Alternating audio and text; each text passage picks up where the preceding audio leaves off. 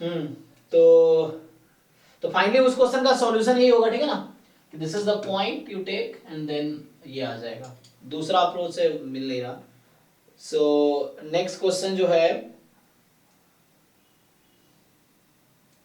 अच्छा इसको करना क्या है, इसमें मोनोटोन लाइक्लीहुड रेशियो। दूसरा क्वेश्चन क्या है आपका,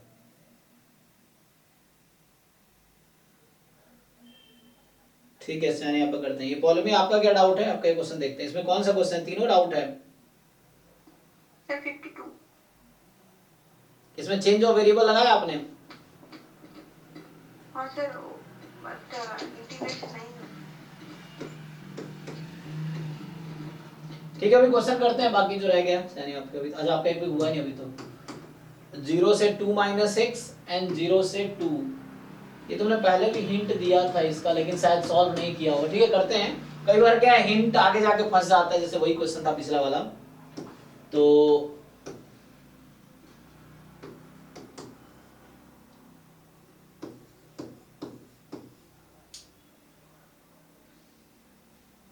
यहां से देखिए अब y की लिमिट क्या है, 0 से 2 माइनस एक्स। तो यहां से मतलब x प्लस वाई जो है, ओ तो x प्लस वाई यहाँ हो जाएगा, ऐड कर दूंगा तो x से 2 हो जाएगा, नहीं अच्छा, और x हमारा 0 से 2 है। तो हमें क्या करना चाहिए यहाँ पे, सो वी शुड कंसीडर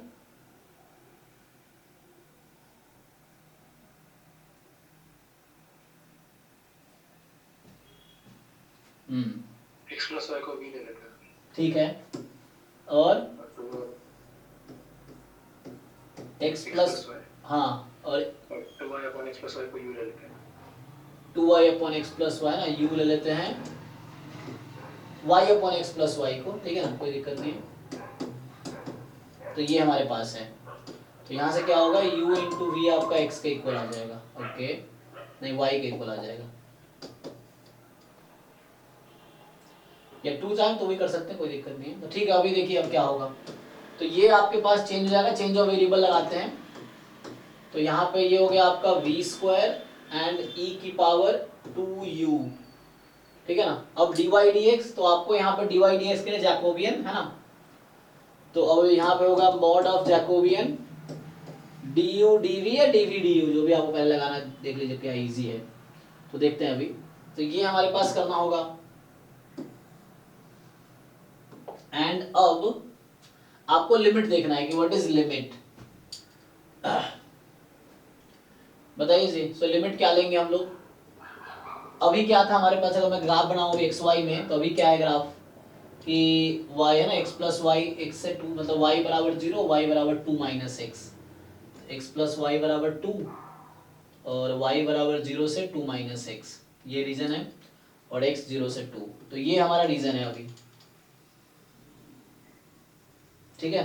तो एक्स वाई में, तो this is x is equal to 0, sorry y is equal to 0, so y is equal to 0 मतलब x एक्सिस। तो इसके अकॉर्डिंग क्या होगा यहाँ से तो अगर मैं uv में ग्राफ बनाता हूँ u और v में, तो क्या बनेगा, so when your x is 0 and y is 0, है ना, जैसे ये एक कॉर्नर पॉइंट है इधर है, तो x 0 रखेंगे तो क्या होगा, x 0 रखने पे ये y हो जाएगा और ये 1 हो जाएगा ना, और y क्या है आपका, y की वैल्यू है 0 से 2। सो what is relation between, x को 0 रखने पे u बराबर 1 हो गया ना, तो u इज इक्वल टू 1 का एक लाइन ड्रॉ कर लो, and v is equal to रहेगा आपका y, ओके। y जब 0 है तो क्या हो रहा है, y जब 0 है आपके पास तो u 0 हो जा रहा है, तो u बराबर 0 मतलब v एक्सिस, सो u बराबर 0 है, okay. And x plus y 2 है, इसका मतलब क्या है, v बराबर 2 है, तो x y दोनों 0 है ना। This line is actually you can think of x plus y is 0 ना, लेकिन हालांकि ओरिजिन है पॉइंट ये, तो यहाँ पे रेस्ट्रिक्टेड है वो, तो v बराबर आपके पास 2 आ जाएगा, तो v बराबर 2 की लाइन आ जाएगी, चेक कीजिए एक बार। So this is u is equal to 1, u is equal to 0, v is equal to 2, and चूंकि यहाँ पे आपका x y दोनों 0 से स्टार्ट हो रहा है, सो दिस v जो होगा वो 0 से 2 में होगा, ठीक है ना, v will start with 0 to 2। And अब अगर uv में आप रिलेशन देखो, so what is relation between u and v? u into v जो यहाँ था, u into v is equal to y which is between 0 and, ऐसे तो 2 है इन जनरल स्टार्ट में, है ना।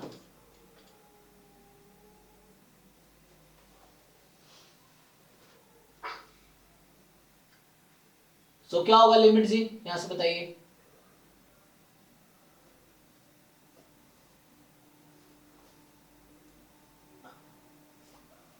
u into v is y, है ना। सो आइदर u इज 0 और v इज 0, और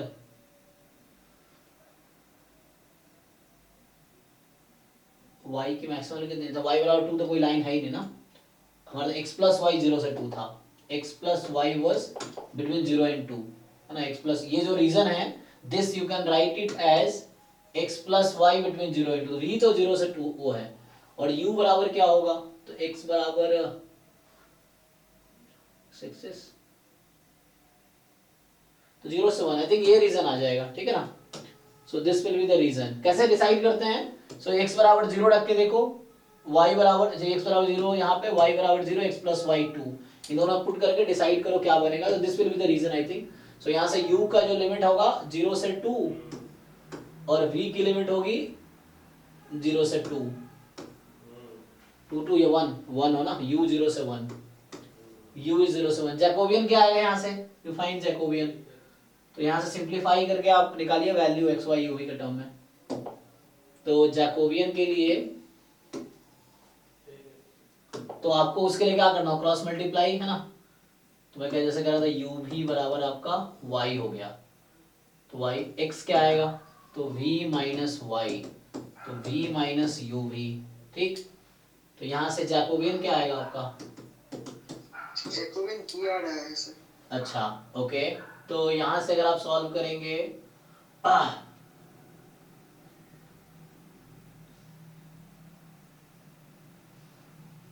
भी आ रहा है पक्का, तो x का u के रेस्पेक्ट में, तो x का u के रेस्पेक्ट में माइनस v, x का v के रेस्पेक्ट में 1 माइनस u, y का v के रेस्पेक्ट में, u के रेस्पेक्ट में v u, ये आ जाएगा, चेक करो, माइनस यू वी, और यहाँ से minus v plus u v, तो माइनस v आ गया, तो मॉड ये हो गया यहाँ से। सो 0 से 2, 0 से 1, ये हो गया v क्यूब e की पावर 2u du dv। अब आप u वाले को इंटीग्रेट कर लो पहले, तो 2u 0 से 1 में, तो e की पावर 2u बाई 2 और 0 से 1, और हालांकि v वाले का कोई इंटरफेयर है नहीं u में, तो उसको भी अलग से कर सकते हो। तो मॉड है ना v था, v क्यूब हो गया, तो v क्यूब का क्या होगा, v की पावर 4, तो v की पावर 4/4, और v की लिमिट है 0 से 2। तो देखिए कितना आता है यहाँ से, तो e की पावर 2 माइनस 1/2 इंटू 16/4, 4 तो कट गया, 2 time e square minus 1। Calculator से कैलकुलेट कीजिए, न्यूमेरिकल आंसर टाइप है, देखिए कितना आता है, कैलकुलेटर से कैलकुलेट कीजिए, आंसर मैच कीजिए, मैच हो रहा है कि नहीं हो रहा है।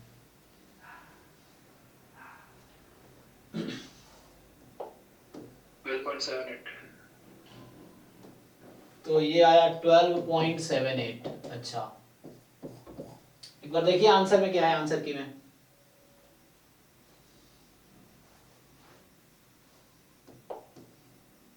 हाँ सर आंसर। यही है ना, चलिए तो कम से कम मैच तो हुआ ये।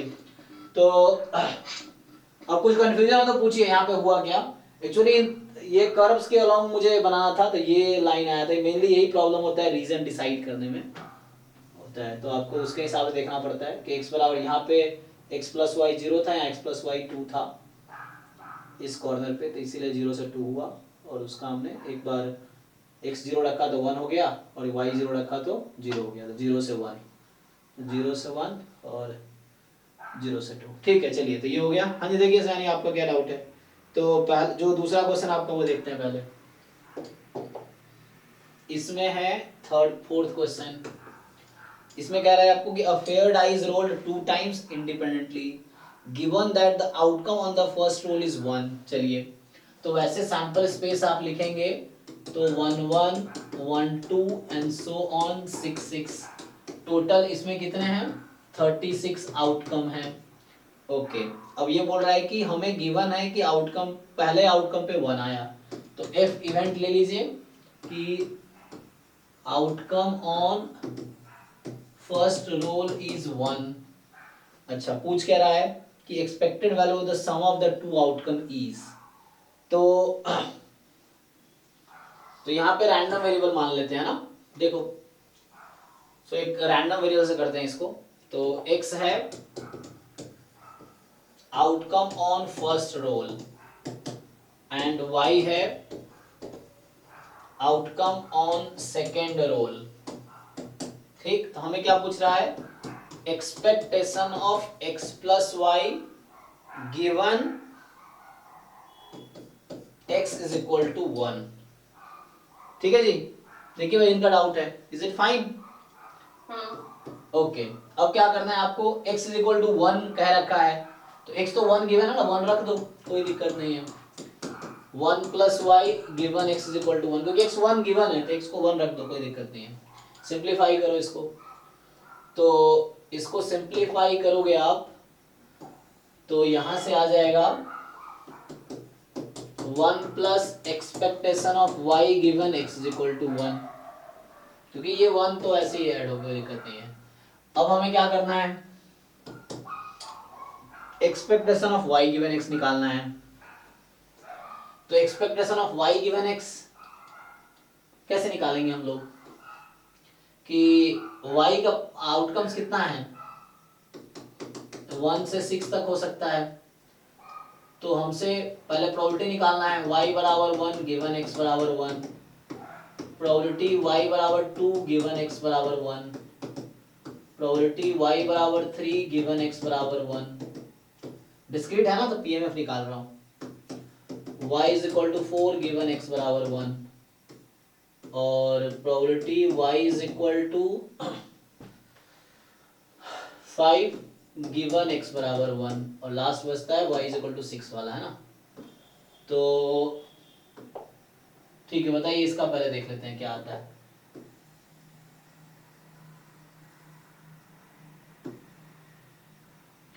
सो probability y is equal to 6 given x बराबर 1, तो कितना आएगा? चलिए, तो y जब x 1 है तो y बराबर 1, इसका क्या मतलब है? Probability x 1 y 1 upon x 1, तो 1 1 36 होगा क्या? नहीं, ये कंडीशनल प्रोबेबिलिटी है, तो 1/36 तो न्यूमरेटर का होगा, और डिनोमिनेटर का कितना होगा? 36 x1, तो x1 का मतलब है ऐसे आउटकम जहां पे पहला आउटकम पे 1 आया हो। इस 36 में ऐसे कितने आउटकम्स है जहां पहला रोल पे 1 आया हो? 6। तो ये 6/36 हो गया, तो 1 इस सबका 1/6 ही आएगा, तो ये डायरेक्ट इतना लिखने की जरूरत ही नहीं। अच्छा, मैंने उसको 1/36 लिए थे, इसलिए वो अच्छा ठीक। तो यहाँ से आपके पास आ जाएगा कि 1 प्लस, अब ये इसका एक्सपेक्ट हमने कंडीशनल पीएमएफ निकाला, वो कितना आ गया? सबका 1/6 ही आ रहा है, तो summation y into probability y is equal to y given x is equal to 1, यही फॉर्मूला है जहां y की वैल्यू 1 से 6 हो सकती है।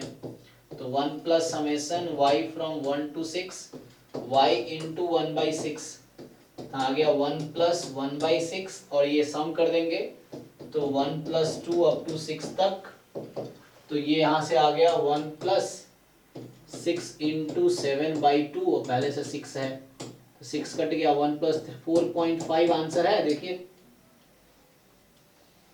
हाँ, उसका आंसर 4.1 जी।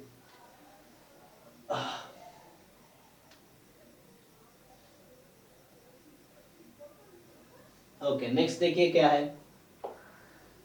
सो नेक्स्ट जो डाउट है, ये जो 5वां क्वेश्चन है आपका कि कि x1 x2 xn be a random sample of size n from normal 0 sigma square. तो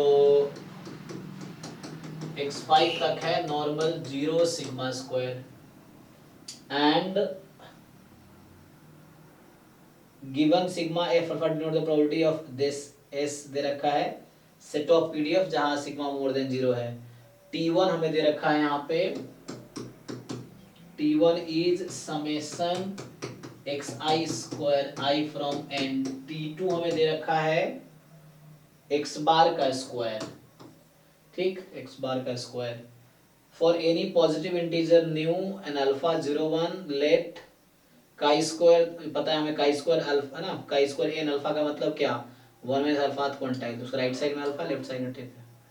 अब पूछ रहा है कि कंसीडर टेस्टिंग, तो हमारे पास जो टेस्टिंग प्रॉब्लम है H0 जहां सिग्मा की वैल्यू 1 है वर्सेस H1 जहां सिग्मा मोर देन 1 है, ठीक है. तो यहाँ से sigma is equal to 1 versus sigma more than 1 at level alpha, इसका लेवल ऑफ सिग्निफिकेंस अल्फा है. तो then which of the following statement is true. So देखिए सबसे पहले ये है कि अब हमें क्वेश्चन एंट्रेंस में पढ़ के ये सोचना है कि क्या क्या कैलकुलेशन करने की जरूरत है, क्योंकि हम फिर से मैं आपको ये रिपीट कर रहा हूँ कि हम सब्जेक्टिव एग्जाम नहीं दे रहे हैं, तो हमें हर चीज प्रूफ नहीं करना है ना. तो हम क्या करेंगे, यहाँ जैसे क्वेश्चन हर ऑप्शन देखिए एक ही चीज लिखा हुआ है, चारों ऑप्शन में सेम स्टेटमेंट है. क्या लिखा है, S has monotone likelihood ratio test in T1 T1 T2 T2. तो यहाँ पे अब सिंपल एक थ्योरम होता है कि किसी भी S क्या था, सेट ऑफ पीडीएफ्स था. देखिए ध्यान से क्वेश्चन में, सो किसी भी सेट ऑफ डिस्ट्रीब्यूशन के पास मोनोटोन लाइक्लीहुड रेशियो होता है इन सफिशिएंट स्टैटिस्टिक्स, ये थ्योरम है. तो बस हमें ये जानना है कि इस डिस्ट्रीब्यूशन में सिग्मा के लिए सफिशिएंट एस्टिमेटर कौन सा है, T1 या T2, बस इतना ही हमें जानना है. तो वो वाला ऑप्शन करेक्ट हो जाएगा. तो ये थ्योरम है ना कि if any family of distribution has monotone likelihood reciprocity then it will be in terms of sufficient estimator only. तो सफिशिएंट एस्टिमेटर का फंक्शन होता है जो मोनोटोन लाइक्लीहुड रेशियो होता है, it is monotone in sense of with respect to what, तो we see with respect to sufficient estimator. Sufficient estimator होता तो हमें बस ये देखना है कि इनमें से सफिशिएंट एस्टिमेटर कौन सा है, तो हम इसका लाइक्लीहुड फंक्शन लिख लेंगे. मेरे जो डाउट है वो डाउट एग्जैक्टली है कि वो जो T1 और T2 है, मतलब सफिशिएंट तो सर इज मतलब T1 मतलब मैं ऐसे लाइक्लीहुड रेशियो लूंगी तो L H1 by L H0 होगा और H1. अरे मैडम हम आपसे सफिशिएंट एस्टिमेटर पूछ रहे हैं, आपको हम लाइक्लीहुड रेशियो टेस्ट लगाने को बोला ही नहीं. हमने ये कहा कि किसी भी फैमिली ऑफ डिस्ट्रीब्यूशन में लाइक्लीहुड रेशियो होगी तो सफिशिएंट एस्टिमेटर में होगा. हम आपसे ये पूछ रहे हैं कि सफिशिएंट एस्टिमेटर कौन सा है इस डिस्ट्रीब्यूशन में, T1 या T2. Summation of x. हाँ तो बस इतना ही पूछा. अभी अब थोड़ी देर बैठिए, मैं सॉल्व करता हूँ पूरा, मैं पूरा सॉल्व करूंगा. तो यहाँ से क्या होगा 1/√2 पाई e की power minus half xi minus 0 upon sigma का होल स्क्वायर, ठीक है. तो ये प्रोडक्ट पीडीएफ लिखना, लाइक्लीहुड लिखेंगे तो प्रोडक्ट हो जाएगा. तो यहाँ से आ जाएगा 1/2 sigma square summation xi square, ये तो पता ही होगा आप लोगों को. सो समेशन xi स्क्वायर आ जाएगा. तो यहाँ से अब सिंपली अगर ब्रेक भी करेंगे तो ये चूंकि मैं लिख ही दिया तो इसको हटा देता हूँ.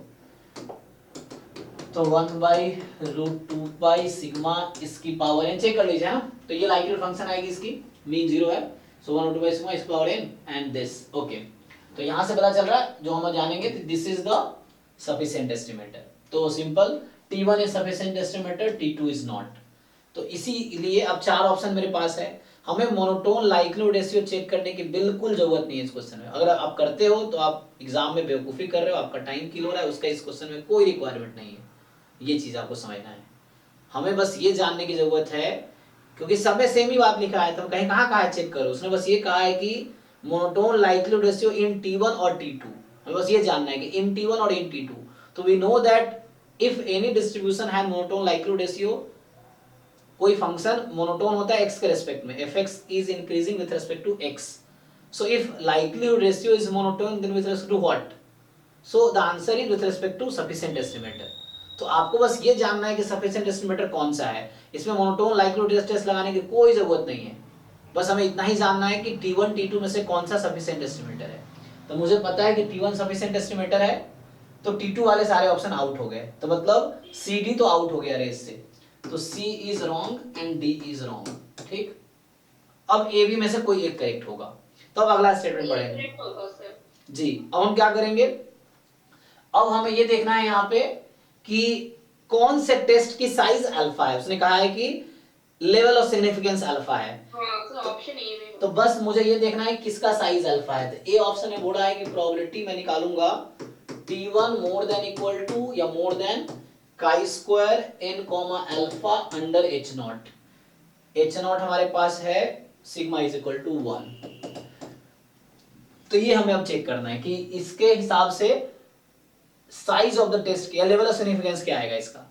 तो यहाँ पे आप अगर टेस्ट करेंगे तो प्रोबेबिलिटी T1 हमारे पास ये है, और थोड़ा सा सिंप्लीफाई करें इसको हम तो काई स्क्वायर तो होगा ही ना, तो सिग्मा को 1 रख देते, चलो सिग्मा को तो 1 ही रखना है, तो सिग्मा 1 रखने का मतलब नॉर्मल 0 1 हो गया, और नॉर्मल 0 1 रखने का मतलब हो गया काई स्क्वायर 1 का समेशन काई स्क्वायर n। अब बस हमें नोटेशन क्लियर होना चाहिए, तो नोटेशन खुद ही उसने बता रखा है कि जैसे ऐसा है अगर, तो अगर आप यहाँ लिख रहे हो काई स्क्वायर n कॉमा अल्फा, तो आगे की प्रोबेबिलिटी अल्फा है, इधर 1, वो उसमें लिख रखा है, क्वेश्चन में ही ये चीज लिख रखा है। तो हम क्या करेंगे कि T1 more than this, T1 का डिस्ट्रीब्यूशन है काई square n under h not, तो अंडर h नॉट T1 का डिस्ट्रीब्यूशन है काई स्क्वायर n।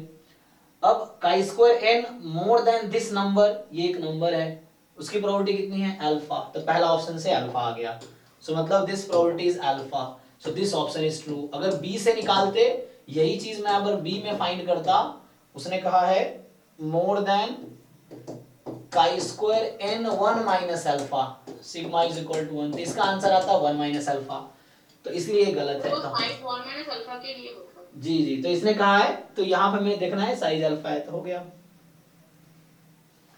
चलिए तो क्या रह गया,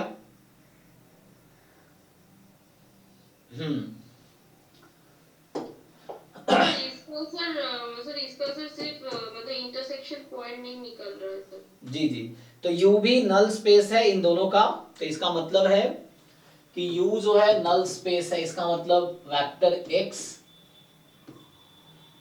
या है ना, ठीक है,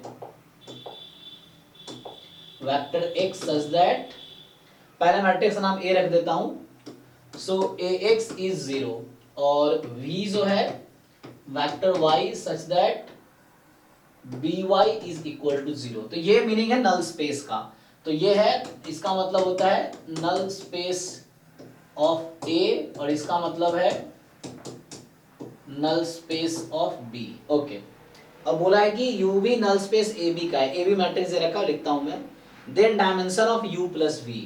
ओके, तो हमसे पूछ रहा है कि dimension of U plus V क्या होगा। तो dimension of U plus V का मतलब है, या तो मैं सम ऑफ सबस्पेस निकाल लूं, some of elements of this two, तो वो थोड़ा लेंदी होगा, तो इससे बेटर है मैं फॉर्मूला लगा लूं, ठीक है, dimension of U plus dimension of V minus dimension of U intersection V।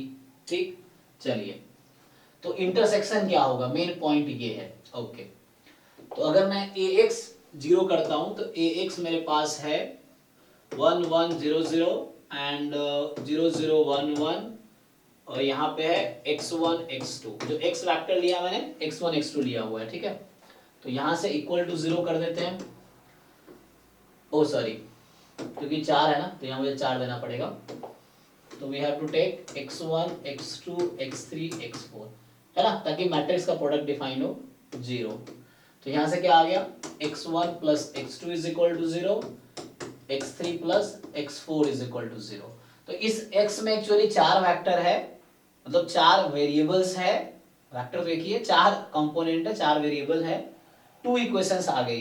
तो यहाँ से मुझे क्या पता चल गया कि डायमेंशन ऑफ u कितना होगा, बताइए जिनको समझ आया। डायमेंशन ऑफ U 2 होगा, ठीक है, 4 माइनस 2 इक्वेशन हटा देंगे 2 होगा।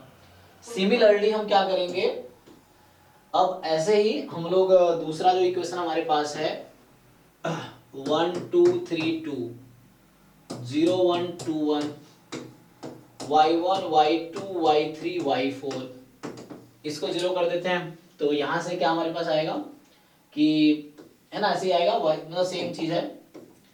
सो y1 plus 2y2 plus 3y3 plus 2y4 बराबर 0, और यहां से आ जाएगा y2 plus 2y3 plus okay.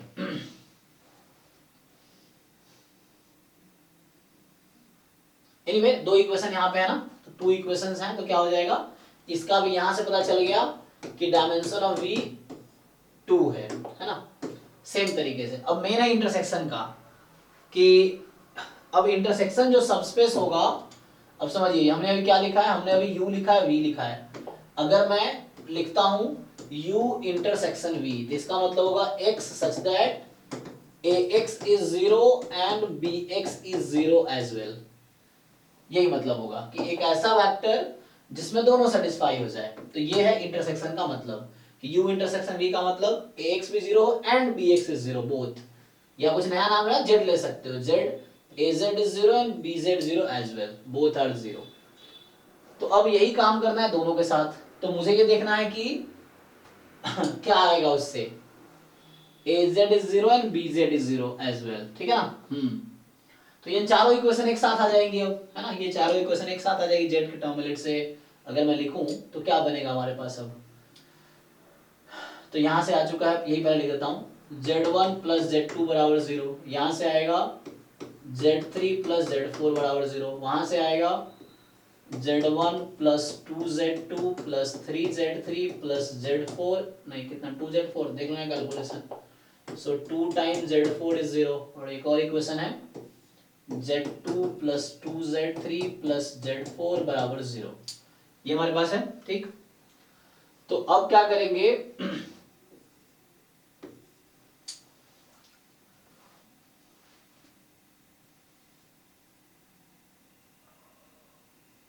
हो गया। अब इनमें से आपको बताना है, हालांकि यहां भी 4 एलिमेंट ही हैं, तो अब एक्चुअली ये चेक करना होगा, ऐसा तो नहीं कोई डिपेंडेंट है, एक्चुअली 4 इक्वेशन है, लेकिन ऐसे नहीं करना 4 - 4 0 हो जाएगा। हो सकता है कि इन चारों में कोई डिपेंडेंट हो बाकी 3 पे, तो यहां रैंक निकालना पड़ेगा, उससे डायमेंशन आएगी। तो चलो, तो इसमें देखो क्या होगा, नहीं मतलब रैंक तो रैंक से हमें नलिटी चाहिए, हमें तो नलिटी चाहिए ना। तो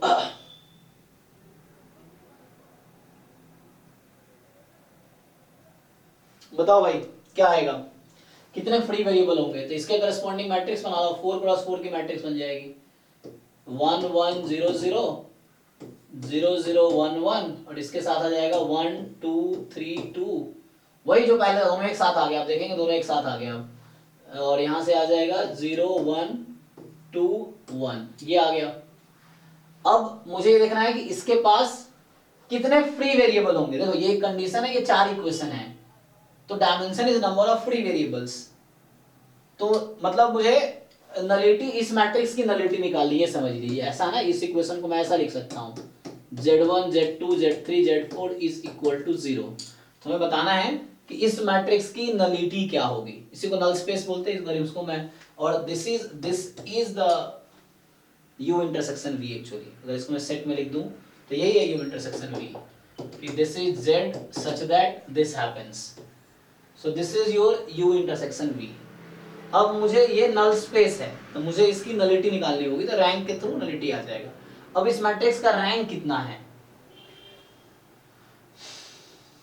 बताइए जी, निकाल के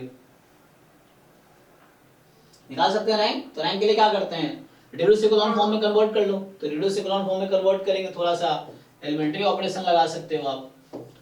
एलिमेंट्री ऑपरेशन लगाओगे तो चलो फर्स्ट रो में इसको घटा दो, तो 1 0 0, नहीं 0 तो नहीं होगा, 1 0 -2 -1 हो जाएगा। दूसरा रो ऐसे ही रखो, 0 0 1 1। एक काम करते हैं, इसको घटा दो 2 टाइम करके, या ये जो 0 0 वाला ना, इसको मैं नीचे लिखता हूँ लास्ट रो में, तो 0 0 1 1 लास्ट रो में लिखता हूँ, और ये जो है इसको मैंने लास्ट कर दिया, इसको ऊपर लिख देता हूँ मैं, और इस वाले को क्या करते हैं, इसमें 2 टाइम करे घटाओ, ओ तो इसको मैं 0 बनाना चाहूँ तो पहले तो इसमें से इसको घटा लो, है ना। अब बाद में इसको घटाओ। देखो मैं क्या बोल रहा हूँ, ये जो थर्ड रो है इसमें से फर्स्ट रो घटाओ तो बचेगा 0 1 3 2, उसके बाद फिर फोर्थ रो घटाओ एक साथ, ठीक है। तो मेरा पर्पस क्या है, तो यहाँ पे हो क्या रहा है एक्चुअली 0 0, इस थर्ड रो में first row and fourth row दोनों घटाने हैं, तो ये तो 0 हो गया घटने से, और ये यहाँ से 1 होगा और यहाँ 0 कैसे? R3 changes as R3 minus R1 minus R4। अब लगाओ ठीक से।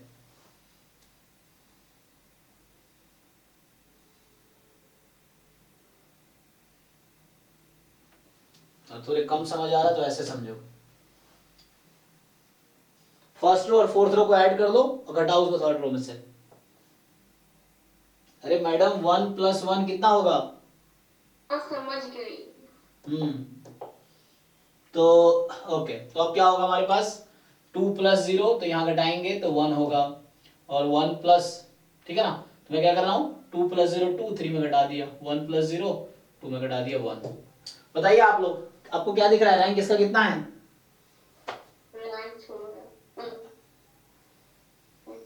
ये थर्ड रो इसको काट के इसको 0 0 कर देगा। अब बताइए रैंक।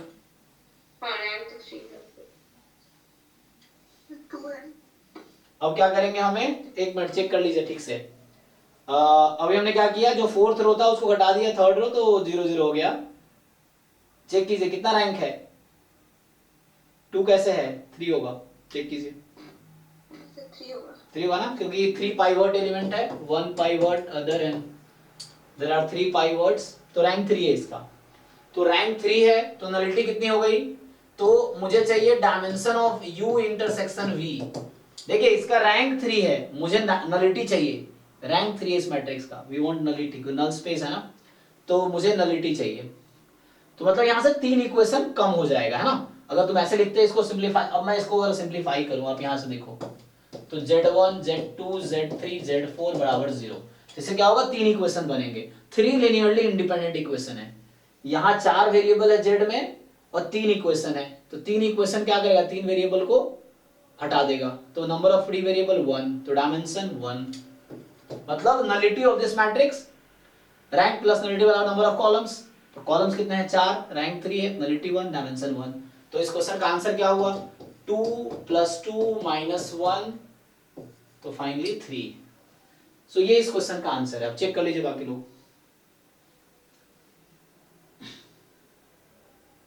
डन? Yes, done.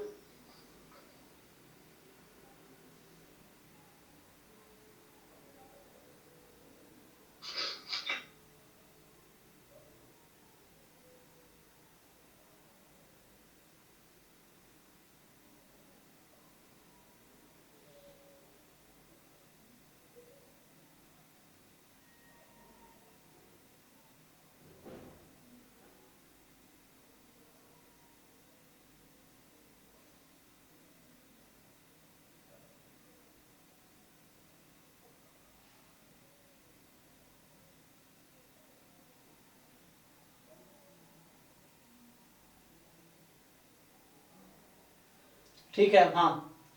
तो आगे अगर हो गया डाउट खत्म? अरे टाइम भी काफी निकल गया। ओके चलो ये स्टॉप करते हैं ये पे फिर। Thank you. आपका डाउट है पलामी, हो गया ना? सर मेरा एक डाउट मतलब पूछने थे। बोलिए। हाँ y फॉलो करके ज्योमेट्रिक हाफ x - 2024 ये भी geometric half. x - 20 y is geometric half, अच्छा, और x - 2024 फॉलो कर रहा है geometric half. y given x + y = 202, ये पे एक्सपेक्टेशन क्या हो? y given x plus y is equal to 2030। 2030, अच्छा 2030। तो आपने तो ये कहा कि x - 2024 फॉलो कर रहा है ज्योमेट्रिक हाफ, तो इसका नया नाम दे दो आप, लेट से z। तो इसको मैं ऐसा लिखूंगा y गिवन, अब x में से 2024 घटा दीजिए, तो z प्लस y कितना आ जाएगा 6। देखिए अब इसका डिस्ट्रीब्यूशन कितना है, अब बताइए, इंडिपेंडेंट होगा ये दोनों, तो y गिवन x प्लस नहीं y given y plus z का डिस्ट्रीब्यूशन कितना होता है, z बराबर t ले लीजिए। ज्योमेट्री का कंडीशनल क्या आता है, ये तो यूनिफॉर्म डिस्क्रीट यूनिफॉर्म होती है, बट उसका पैरामीटर से डाउट है मेरा। हाँ तो ये क्या आता है यूनिफॉर्म में, यहाँ पे ये कौन सा वाला ज्योमेट्री है, आप कौन सा वाला बता रहे हैं, सपोर्ट कहाँ से स्टार्ट हो रहा है, ये उस पर डिपेंड करेगा ना, 1 से, ठीक है, 1 2 दिस, तो ये बन जाएगा आपको यूनिफॉर्म 1 से लेके t-1 तक, यही ना, ये हो जाएगा। तो z का भी, तो ये हो जाएगा ये डिस्क्रीट यूनिफॉर्म, तो इसका मीन क्या लगता है आपको, 6 हो गया ना, तो 6 हो गया, तो सपोर्ट इसका कितना हो जाएगा 1 2 3 अप टू 5 तक, तो 1 से 5 तक है, तो क्या बनेगा बताइए, हर पॉइंट पे y की वैल्यू है, हर पॉइंट पे मास तो 1/5 है, और ये 1 + 2 + 3 + 4 + 5, तो यही बनेगा, तो 5 × 6/2 × 5, तो आंसर 3 आना चाहिए। देखिए क्या आ रहा आपका आंसर,